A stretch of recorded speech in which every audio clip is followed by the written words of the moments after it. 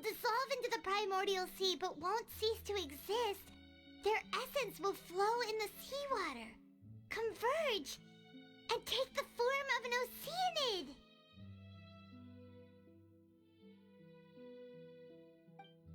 The Hydro Archon was sentenced to death in court, shocking everyone present.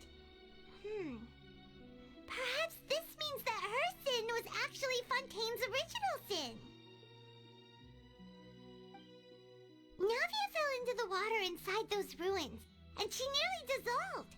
She was surrounded by the people of Poisson in a court within her consciousness, and was forced to take part in a trial meant to make her stay. The eruption of the primordial sea at the fortress of Meripede was the surest sign that the prophecy was about to come to pass no matter what. The prophecy's contents can all be verified by recent events. If we combine what we know together, loads of truths should come to light.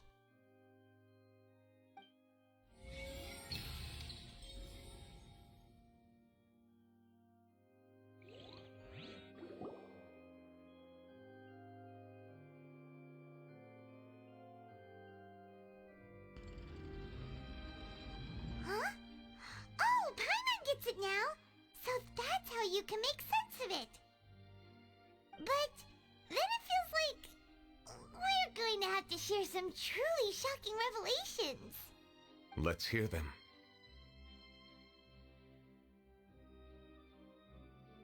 Incredible! Linny, did you hear that? We're not real humans. All Fontainians were originally created by the late previous Hydro Archon, with Oceanids as their basis.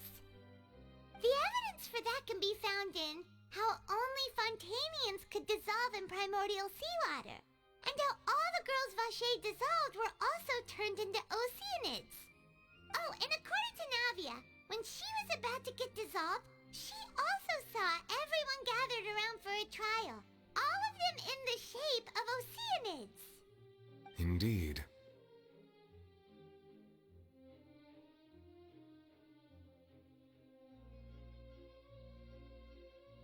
Yeah, and it follows from the content of the first slate that she probably angered Celestia by creating humans without prior permission. That could also explain why the Oratrice judged the Hydro Archon to be guilty. It's to account for that ancient sin. The Hydro Archon's true sin was creating us? And yet, after many hundreds of years, the Hydro Archon's creations have turned around to try to judge the Archon within the Opera Epiclese. The twists of history are often the most unexpected of all. Yeah, isn't the image here just like when Navia fell into the sea? So wouldn't it be trying to show the image of the Hydro Archon also falling into the sea once the prophecy has been fulfilled in the fourth slate?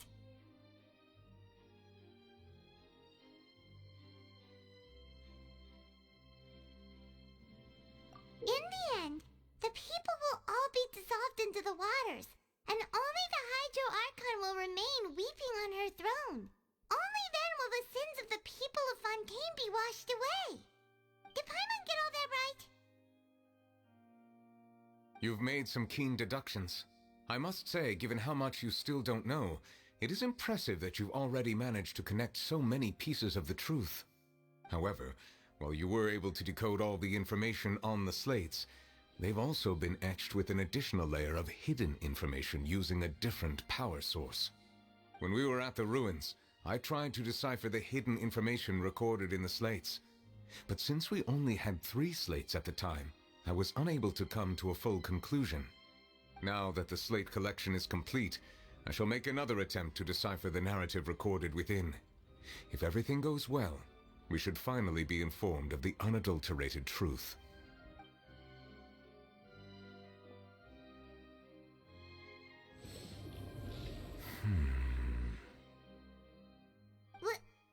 Well?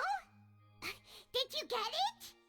I believe I should share this truth not only with you, but with all the people of Fontaine as well. I will try to briefly summarize it for you.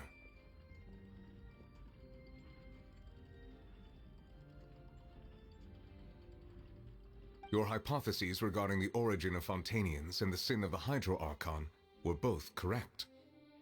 In the Fontaine of old, the previous Hydro Archon sensed the yearning of her Oceanid familiars for life on land.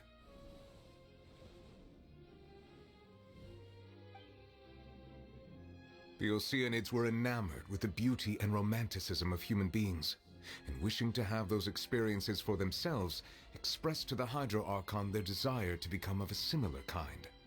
However, even though water as an element is intricately linked with the power of life, the Hydro Archon, as one of the seven, did not possess the authority to create a new form of human life.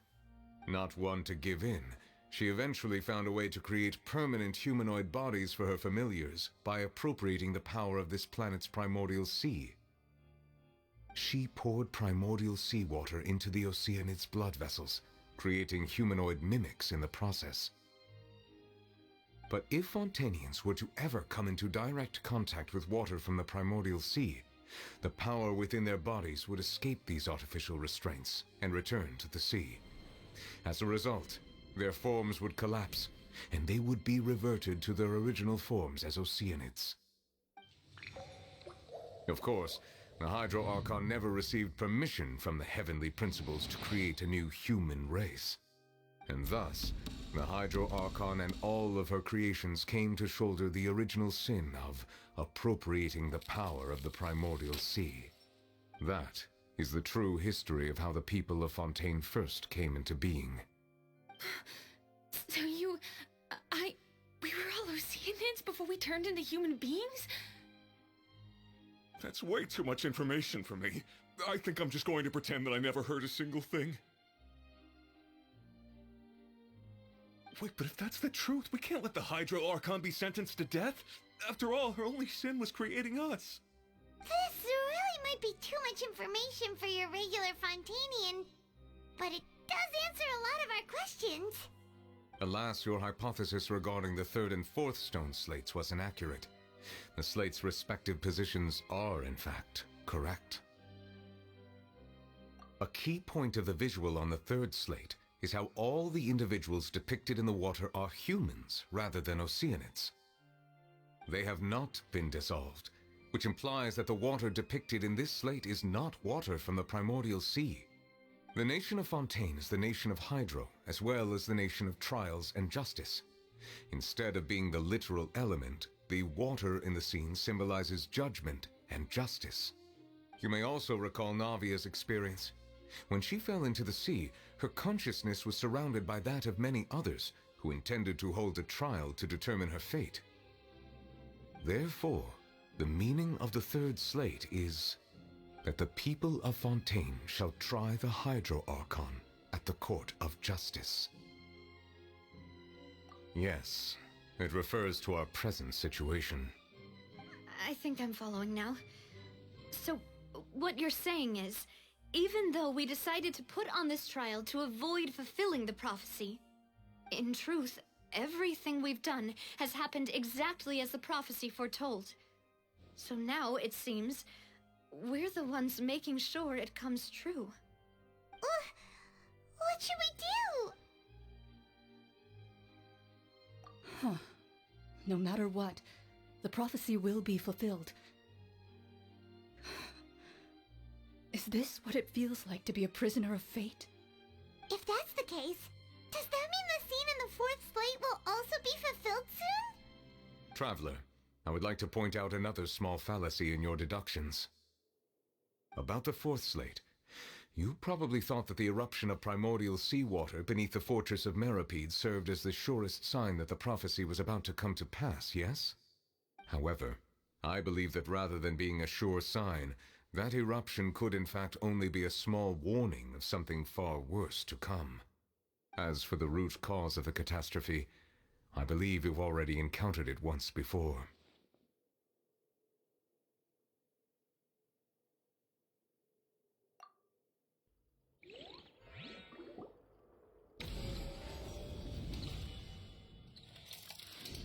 This eruption was just a small warning of the things to come. We must find the root cause of the disaster.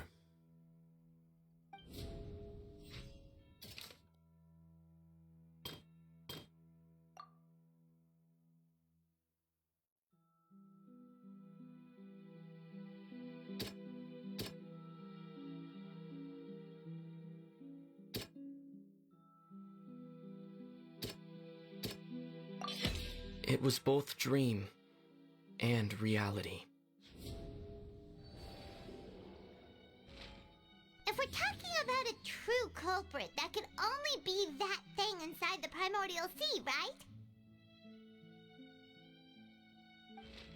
The truth, the original sin, the trial, and the root cause of the disaster.